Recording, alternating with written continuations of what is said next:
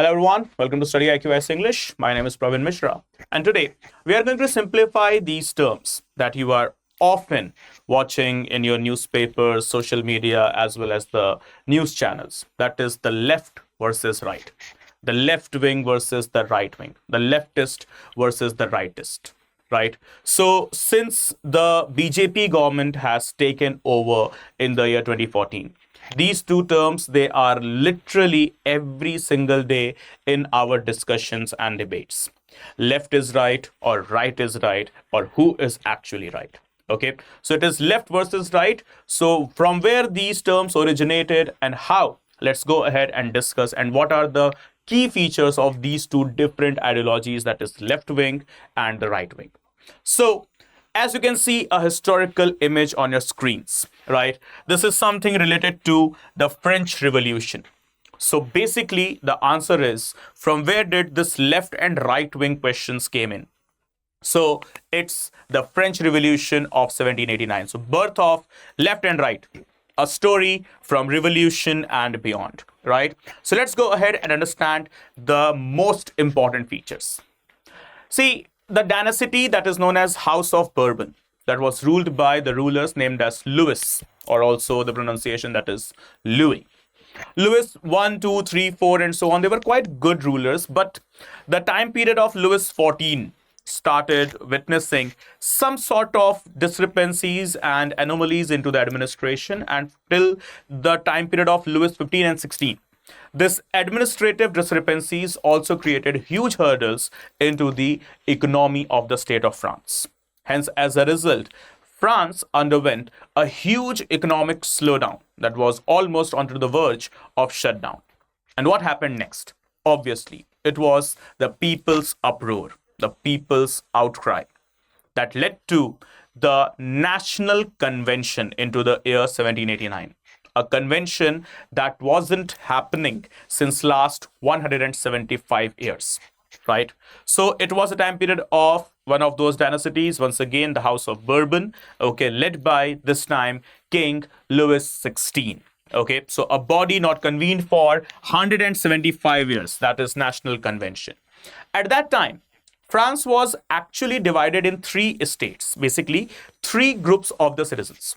The first estate, the second estate, and the third estate. As you can see, the first estate, that is led by the clergies, around 130,000 souls, that is basically the people. The second estate led by the nobility, that is around 4 lakh people. And the third estate, that is basically the lower middle class or the working class here, technically the servicemen and the petty businessmen. Okay, considering the population with 2.5 crores, that is roughly here 25 million people.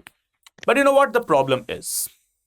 It was the three states, and all the three estates were having one single vote. It was not based on the population, that here there are more people, here there are less people, here there are very less people. No. It was based on, actually the voting used to take place on the grounds of the estate only. So three estates, okay, estate 1, 2, and 3. And 3 votes only, regardless of the number of people in each state. So it was always 2 versus 1, and the upper 2 were always having the upper hand into the society as well as economy. That is the clergies and the nobilities, right? So they always outnumbered the more in number people. See, this is what the irony in itself. They have always outnumbered the more in number people.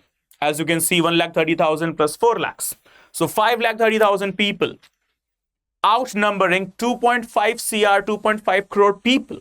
Obviously, this is the grave level of injustice. So you can understand how the society would be going ahead, right? So the third estate was often the frustrated one, as they were, outvoted by the other ones. That is the clergies as well as the nobility. So it was always 2 versus 1.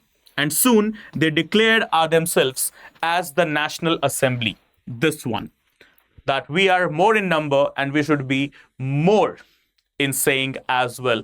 Our words should be kept in advantage always. Well, the demand was never wrong. This was right at that time, this is right in this time, and this will be right in all the upcoming ages, right? So from here, the revolution began.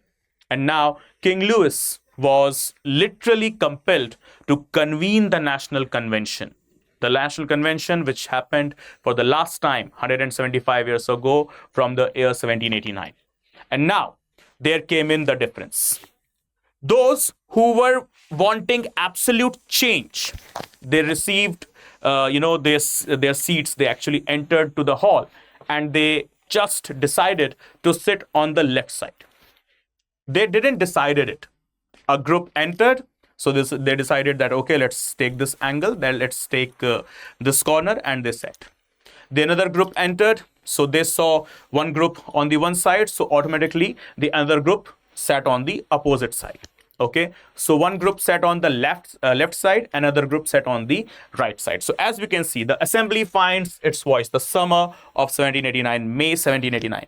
As the National Assembly began drafting a constitution, the factions emerged. So those who wanted radical change to abolish this feudal privileges, kingship, and so on, limit or remove the monarchy, and introduce equality of citizenship, they sat on the left side.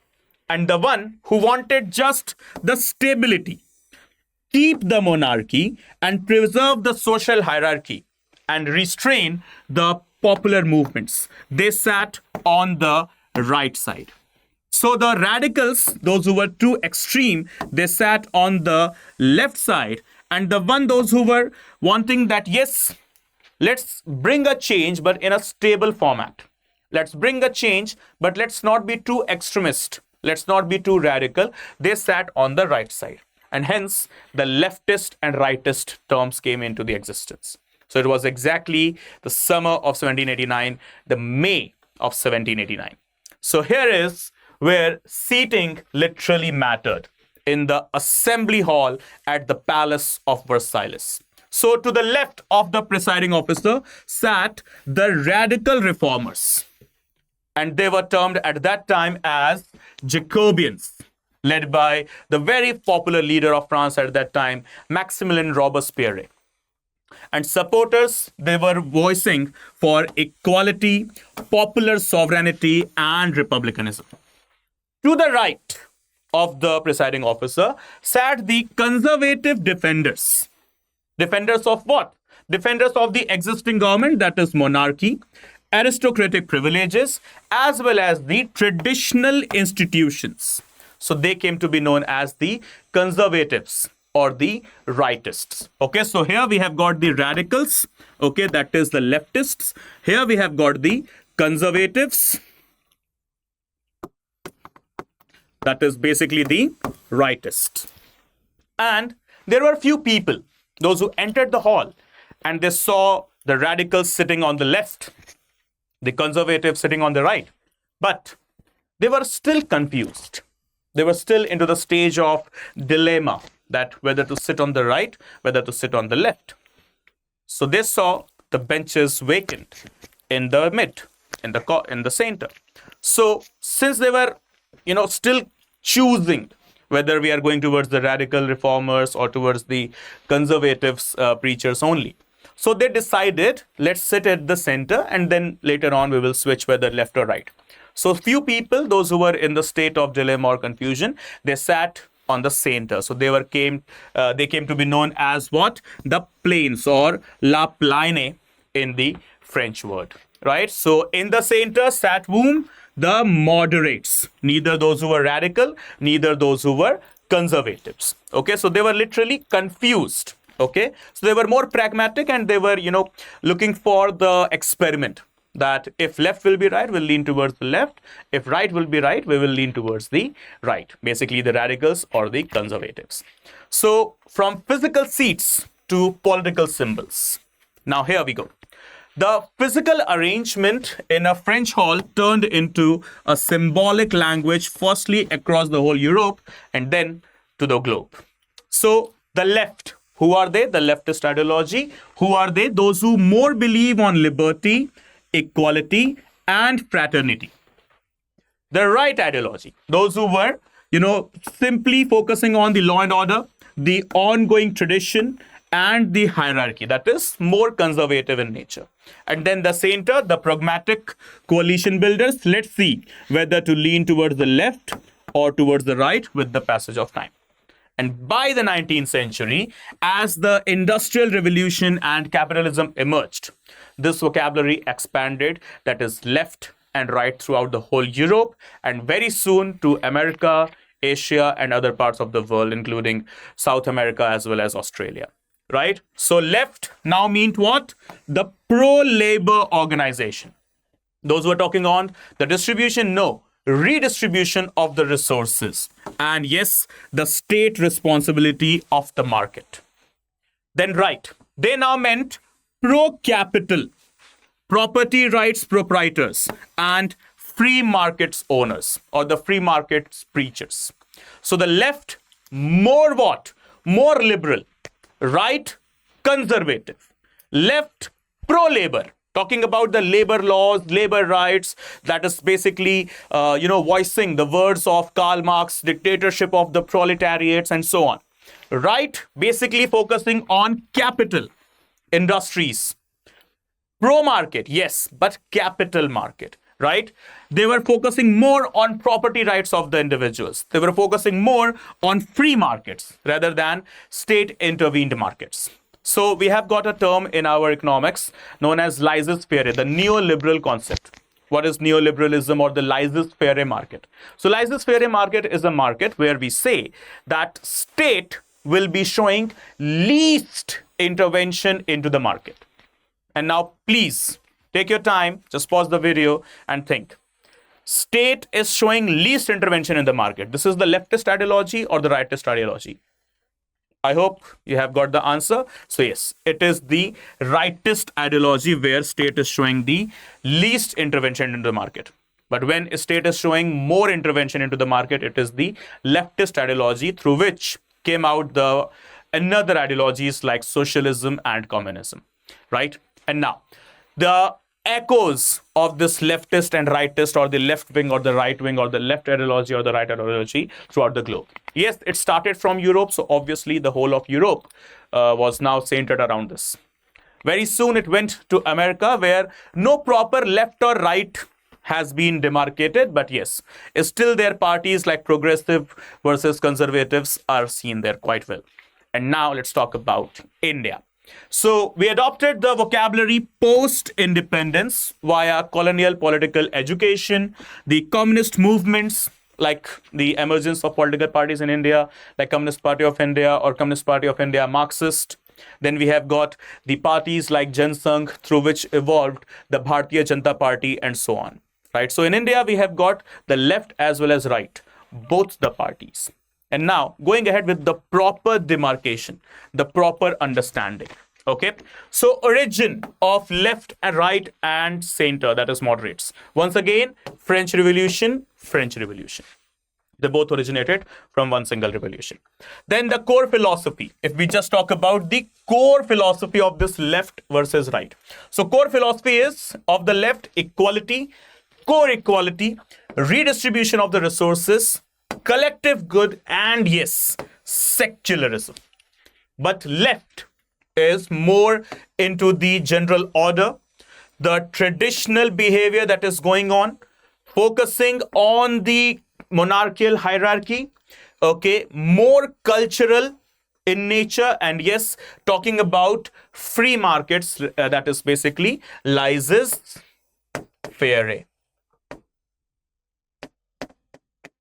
Okay, this is what the right ideology is. Right-wing ideology is, sorry. Right? Now, the political forms, as per the left ideology, they are talking about radical democracy, the socialism, communism, and yes, they might also talk about anarchism.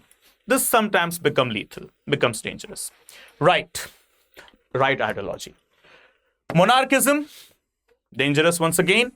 Conservatism, might be dangerous, might be fruitful on the contrary lines. Nationalism, extreme core nationalism. Many of the times it focuses on fascism as well. Right? So this is how core left and right comes in. And remember, moderates, they are always pragmatic. Pragmatic as in practical.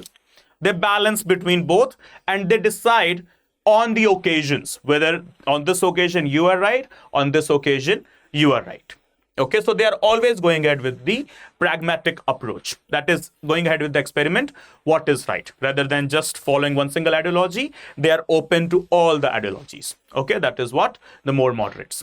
Now, as per the economic stance, obviously we have discussed here state intervention. So all the market, all the business, everything is controlled by the state. For example, China, communism, Russia, communism, right? So focusing welfare, public sector reforms, simply socialism and communism. The right-wing ideology, free markets, the private property preachers, as well as deregulation and corporatism is more promoted. So this is what the right wing is, as you can see, the promotion of corporatism. Okay, the left, with regard to the social values, they are more progressive in nature. Well, that doesn't make the right as regressive, but yes, regressive is not the word, conservative is the word. Progressive as in talking about minority rights, gender equality, as well as secular policies. But right wing, what they do talk about, more religious extremism, identity, religious identity, cultural identity, the family values, as well as cultural protectionism. So left is secular, right is not. Okay, and once again, based on the practical experiences, based on the occasion, that on this occasion culture should be given more value, on that occasion secularism should be given more value, and so on, right? Next, and the most important ones, the Indian episodes.